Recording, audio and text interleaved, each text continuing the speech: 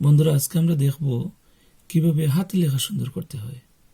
হাতে লেখা সুন্দর করতে হলে প্রথমে অক্ষরগুলিকে সুন্দর করতে হবে।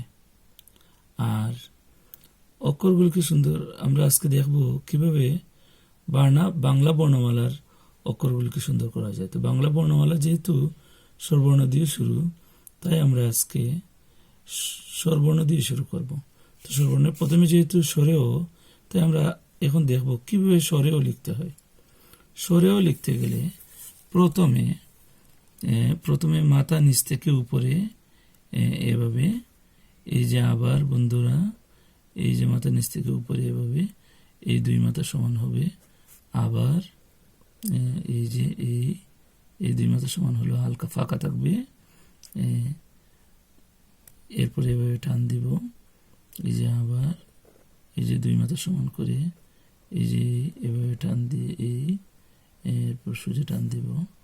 আবার এই যে দুই মাথা সমান হলো, এইভাবে টান দিলাম, টাল দিয়ে শূন্যস্থান পূরণ করে এই লাইন তুলব, হালকা এক ফোঁটা ফাঁকা থাকবে। এই হলো স্বরেও। এখন আমরা দেখব স্বরে আ কীভাবে লিখতে হয়। তো স্বরে আ লিখতে গেলে প্রথমে আমরা লিখব স্বরেও আগের মতো। স্বরেও লিখে স্বরেও লিখে এভাবে টান দিব, টান দিয়ে এই যে লাইনের উপর দিয়ে যাবে, আগে থেকে এভাবে শুরু করব। আবার এই যে এভাবে করে এই যে স্বরেও লিখে আগে থেকে এভাবে করে এই টান দিলাম, এই মূল লাইনের উপর দিয়ে আসলো। এখন আমরা এখানে টান দিব। আবার এই যে এভাবে টান দিয়ে তারপর এভাবে লিখব। এবার আমরা স্বরে আ লিখব। এখন আমরা দেখব কিভাবে রস্যই লিখতে হয়। তো রস্যই লিখতে গেলে প্রথমে আমরা এই যে মাথা নিচ থেকে উপর দিকে ঘুরবে, ঘুরার পরে এই যে আসবে লাইনের প্রায় অর্ধেকের মতো, এই দুই মাথা সমান হবে। আবার এই যে এই টান দিলাম, এই দুই মাথা সমান হবে। আবার এই যে এভাবে, এখন এভাবে লেখার পর লাস্ট বর্ডার থেকে এভাবে মাত্রা দিব, লাইনের সাথে মূল লাইনের সাথে টাচ করবে না, হালকা ফাঁকা থাকবে এক ফোঁটা। আবার এই যে এভাবে লিখে টান দিয়ে এই লাস্ট বর্ডার থেকে এখানে এই টান দিব। এবার আমরা লিখবো রস্যই। এবার আমরা দেখবো কীভাবে দীর্ঘই লিখতে হয়। নিচ থেকে উপর দিকে এভাবে বিন্দুর মতো দুই মাথা সমান হবে এভাবে। আবার এই যে এভাবে দুই মাথা সমান হওয়ার পর অর্ধেক থেকে লাইন আলাদা হবে, যেমন এই যে অর্ধেক থেকে লাইন আলাদা। আবার এই যে এভাবে এই অর্ধেক থেকে লাইন আলাদা হয়ে এই দুই মাথা সমান হবে।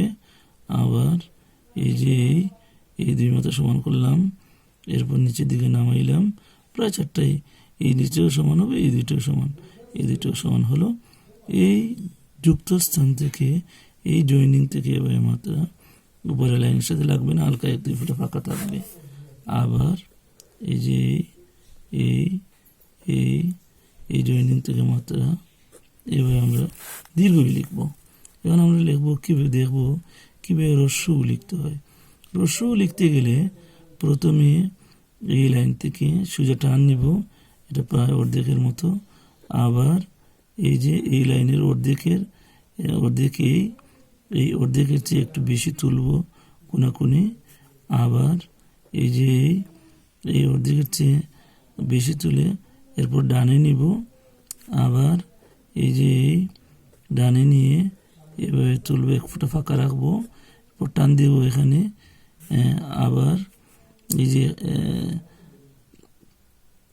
যে এই ডানে গিয়ে এভাবে তুলব, এক ফুটা ফাঁকা রাখবো, রেখে এই কর্নার থেকে এই ডিউ থেকে এভাবে টান দিব। আবার এই যে এভাবে করে এই কর্নার থেকে এভাবে টান দিব। এবার আমরা রস্যও লিখবো। তো বন্ধুরা, আজকে আমরা স্বরবর্ণের পার্ট 1 শেষ করলাম। যদি তোমাদের পছন্দ হয় আমাদের লেখাগুলো, তাহলে তোমরা আমাদের চ্যানেলকে সাবস্ক্রাইব করে আমাদের সাথে থাকবে এবং পরবর্তী আপডেট পাবে। আর আজকে আমাদের সাথে থাকার জন্য তোমাদেরকে ধন্যবাদ। Thank you.